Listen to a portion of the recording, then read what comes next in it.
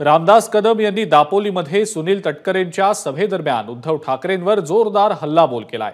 आदित्य ठाकरेंवर झालेल्या आरोपांनंतर मुलाला वाचवण्यासाठी पंतप्रधान मोदींना मागच्या दारानं उद्धव ठाकरे भेटत होते। आता तेच उद्धव ठाकरे पंतप्रधान मोदींवर टीका करत असल्याचा हल्लाबोल रामदास कदम यांनी केलेला आहे।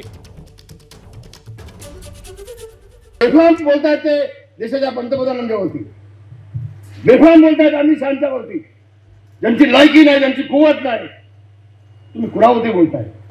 अगदी सूर्याकडे बघून थुंक्यानंतर थुंकी आपल्या तोंडावरती येतं त्याचं भान उद्धव ठाकरेंना झालेलं आहे। पण ज्यावेळेला स्वतःच्या मुलाला प्रसंग आला बलात्काराच्या केसमध्ये आदित्यच्यावरती, त्यावेळेला गपचूप जाऊन मोदीजींना भेटले, माझ्या मुलाला वाचवा, माझ्या मुलाला वाचवा। मुलासाठी तुम्ही नरेंद्र मोदी साहेबांना भेटाय गपचूप, आणि आज तुम्ही शिवाय जाता त्याला।